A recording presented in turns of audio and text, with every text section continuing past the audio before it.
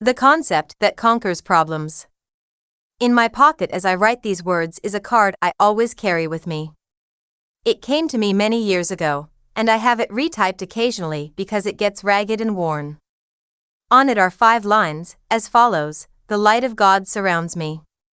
The love of God enfolds me. The power of God protects me. The presence of God watches over me. Wherever I am, God is. Why do I carry this card?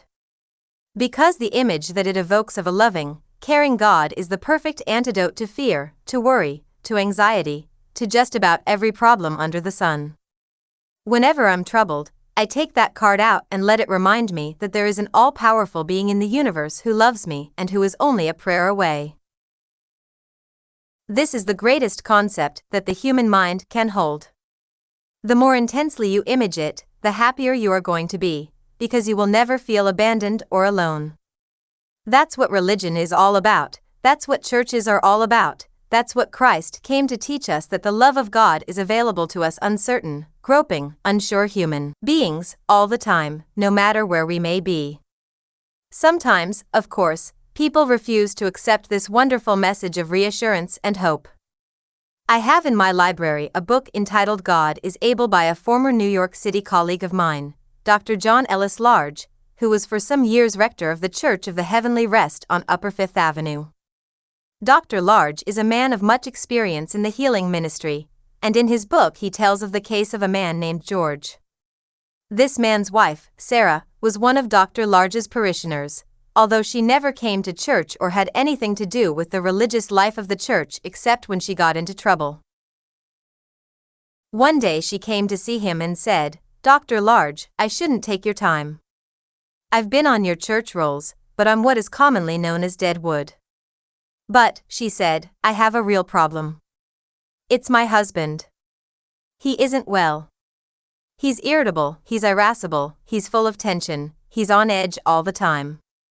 He's a disappointed, frustrated, unhappy man, and he's developed all sorts of symptoms of poor health. He has gone to the doctor, and the doctor says there isn't anything really wrong with him that wouldn't be straightened out if he got his life in order. I've tried to talk to him about it," she continued, "but he just ignores me. It's very difficult. He misses one promotion after another at the office. All the men he started out with in his company have moved ahead faster than he. And this fills him with indignation and resentment. I talked with his boss. He said, George is contentious, he is not cooperative, he doesn't play ball, he has no enthusiasm, and at times he's full of downright meanness. So Dr. Large suggested to this troubled wife, "Why don't you bring your husband to see me?" "He would never come," she replied. "He has no use for you or any minister or for the church. I can't even get him to pray with me. He says he is fed up with God. He says he doubts there really is a God." "Well then," said Dr. Large, "let's give him some treatment at home." And he asked her this unexpected question, "What are your husband's sleeping habits?" "He tosses most of the night," she said, "wears himself out groaning and moaning, but by about 5 o'clock in the morning he is in deep sleep.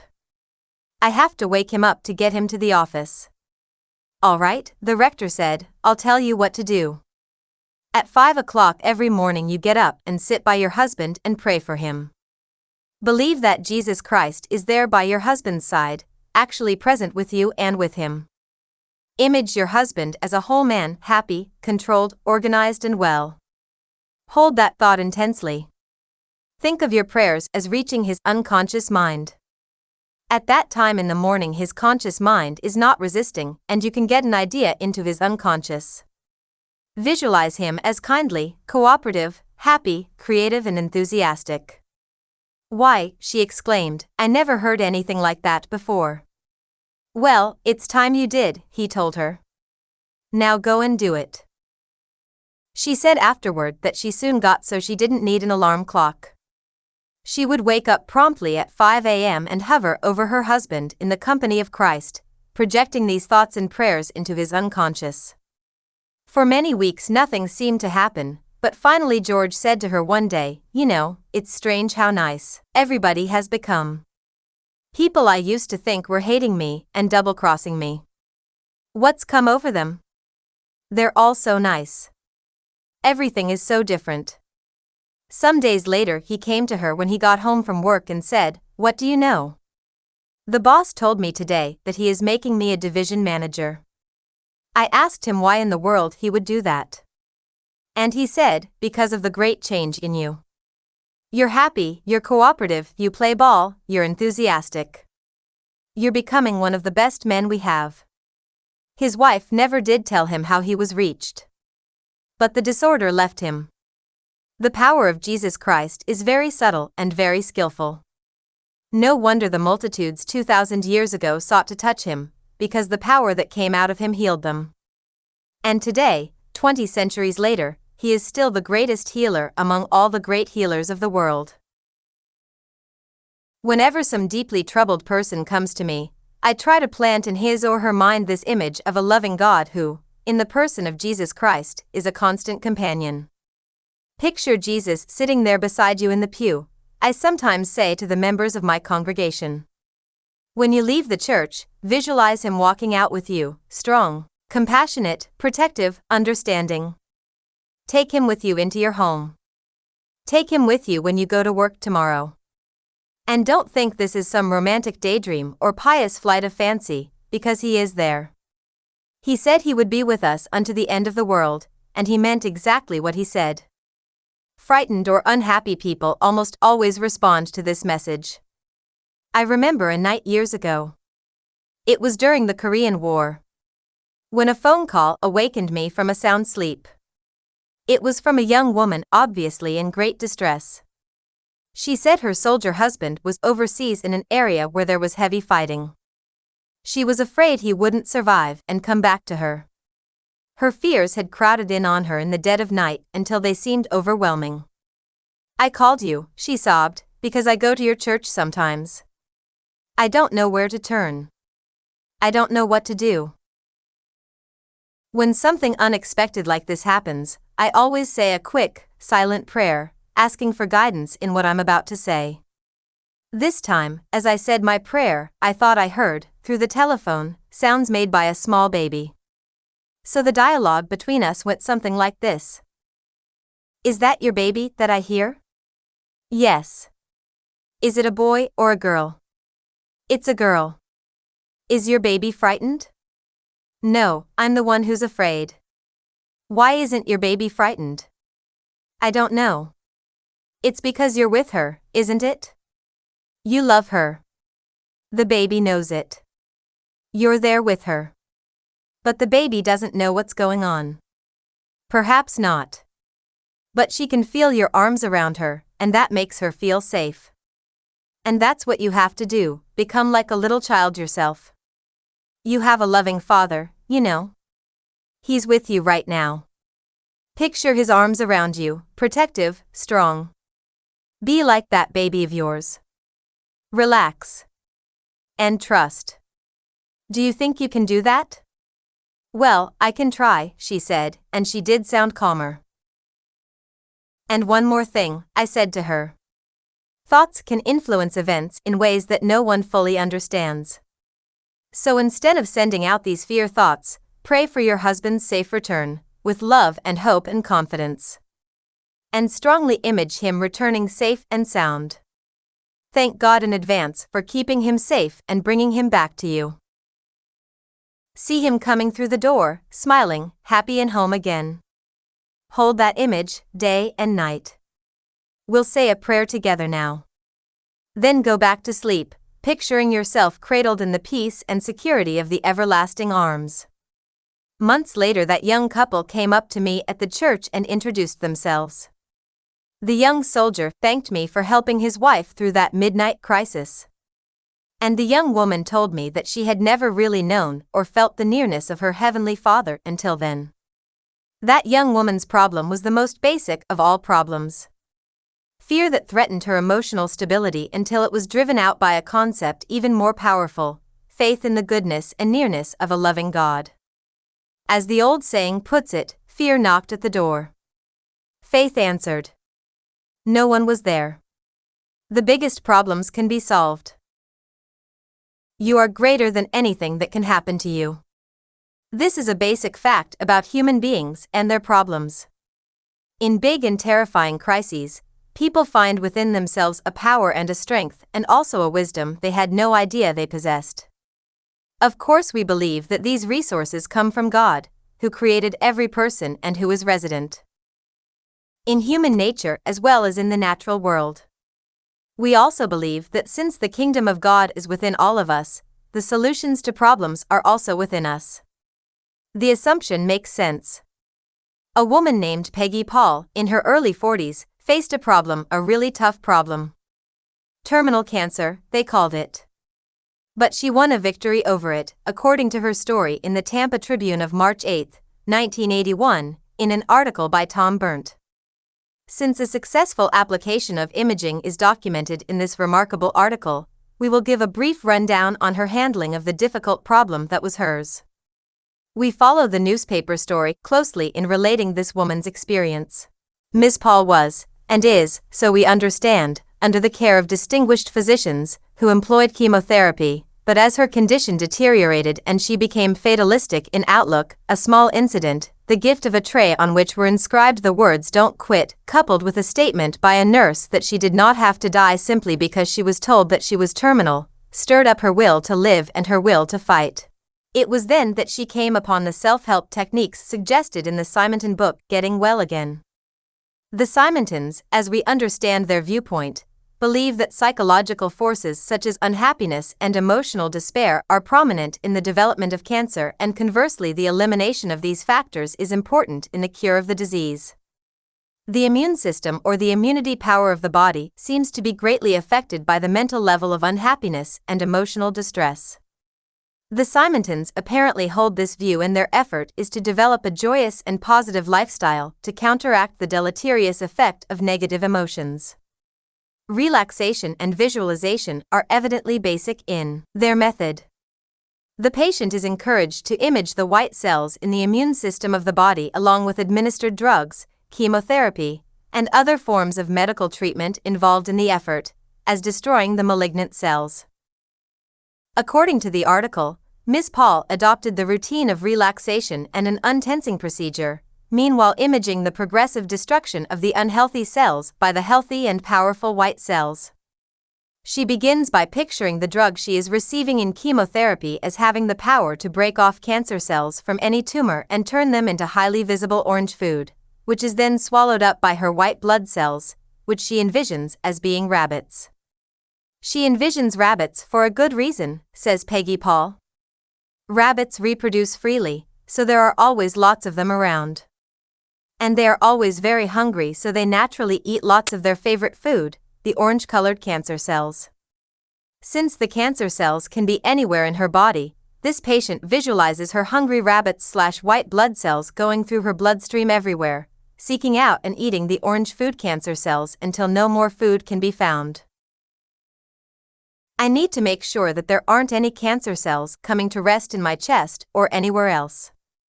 So I have my rabbits/white blood cells going up and down my arms and through my whole body, my brain, and everywhere. But when they get to my liver area, they really concentrate, she says. She is said to have also reorganized her positive goals and life priorities. She visualized the battle for health as being gradually won, meanwhile continuing under regular medical treatment. Finally, says the article, 22 months after her liver cancer was diagnosed, a fourth liver scan confirmed what Ms. Peale had imaged for so long: the tumor in her liver had indeed shrunk. The scan came back with normal results. It is significant that this patient, rescued from death, thinks that, in the total process of recovery from a malignant condition, her new understanding and control of problems is an important factor. She is quoted as saying, "Today I can tell you that I think the fact that I had this disastrous disease was fortuitous for me. It made me look at myself, it has given me an opportunity to reassess my life's direction and to make goals I have never thought about making before. It also settled a lot of resentment and anger that I had. I was able to resolve those problems and to feel much more secure about who I am in the universe and where I stand. I'm delighted about that." Peale, so we are told, gives to all who show an interest a card on which are printed the words whatever your mind can conceive and believe, and your heart desire, you can achieve. And so imaging gave new life to one who could indeed conceive and believe. This is a powerful process, but it doesn't have to be a complicated process. Sometimes a simple mental picture can help you get rid of your troubles. I had a letter the other day from a man who said his life had been plagued by all sorts of worries and fears. Then one evening he heard me on the radio giving a talk on the importance of emptying the mind of doubts and apprehensions and negative thoughts. It happened that at that particular moment he was holding in his hand a glass filled with a popular soft drink, clear and carbonated and cold. As he listened to my talk, he looked at the glass and noticed the bubbles rising from the bottom, one by one, moving up through the liquid, reaching the surface, then breaking and disappearing into nothingness. He said that the parallel struck him so forcibly that he decided then and there that this was the image he would hold in his mind during the day, and especially at night before falling asleep, the image of his worries and fears, like the bubbles, coming from deep within him, rising to the surface and breaking into nothingness. He added that he had tried this technique and already it is working wonders. Not a bad idea. If worries make you sleepless, image them as nothing but insubstantial bubbles, and let trust float them away. Ruth and I feel that trying to help people solve their difficulties is perhaps the most exciting and rewarding thing we do. Day after day the phones ring and the mail pours into our offices from people with every kind of problem under the sun: health problems, money problems, personality problems.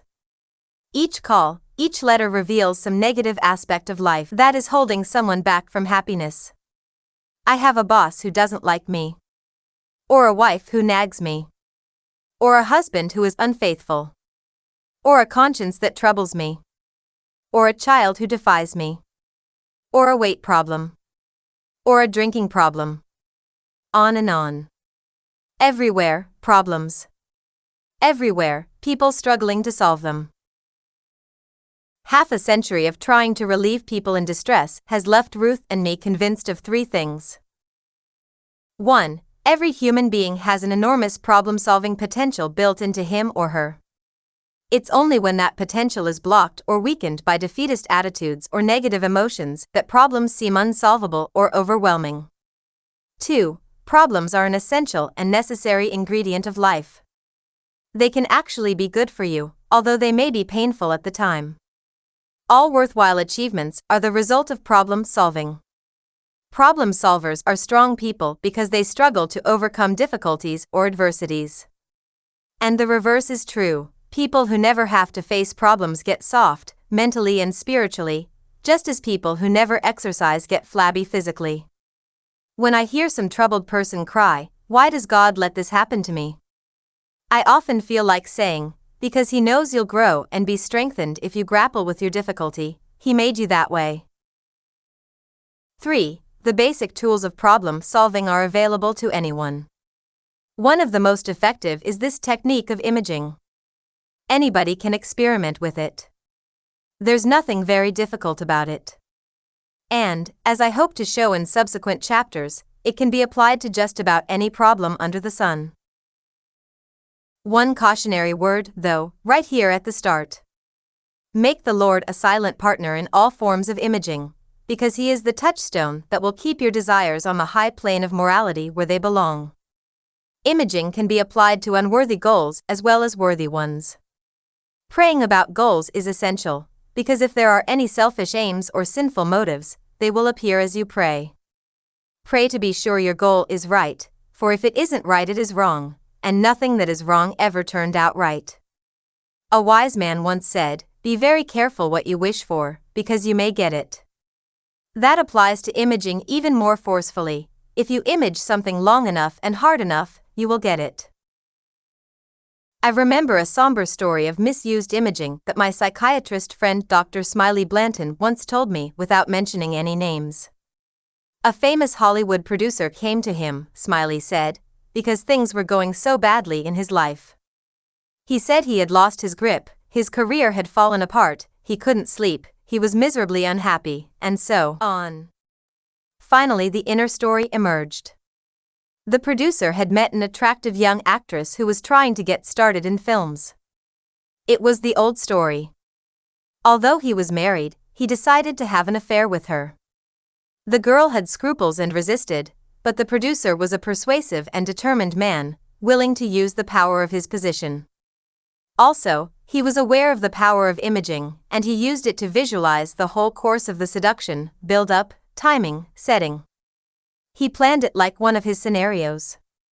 The outcome was just as he imaged it. But then the girl came to him and told him that she was pregnant. She thought he loved her, perhaps enough to get a divorce and marry her. Instead, he told her to go and have an abortion. She went back to her apartment and took a fatal dose of sleeping pills, leaving a note that implicated the producer. Even in jaded Hollywood, it was a scandal. The man's career was ruined. So never fail to hold your imaging goals up to the light before you set about achieving them. In the remaining sections of this book, which we have worked on together, Ruth and I plan to take some of the most common problems that plague and challenge human beings and show how imaging can be used to help solve them. Before you move on to those sections, here's a simple imaging technique that you may find helpful if some stubborn problem is harassing you or troubling you. Take 30 seconds right now and picture yourself taking command over that problem. See yourself solving it, overcoming it, moving beyond it into a realm of confidence where other problems will be met and mastered as they arise. Then take 3 long, deep breaths and exhale slowly after each one. As you take the first one, say to yourself, I'm breathing in confidence, I'm breathing out fear. With the second, I'm breathing in power, I'm breathing out weakness. With the third, I'm breathing in victory over my problem, name it, I'm breathing out defeat. Then as you turn the page, visualize new confidence and determination flowing into you. You can take control of your problems. You can take command of your life. This book about imaging is designed to help you do it. And it will.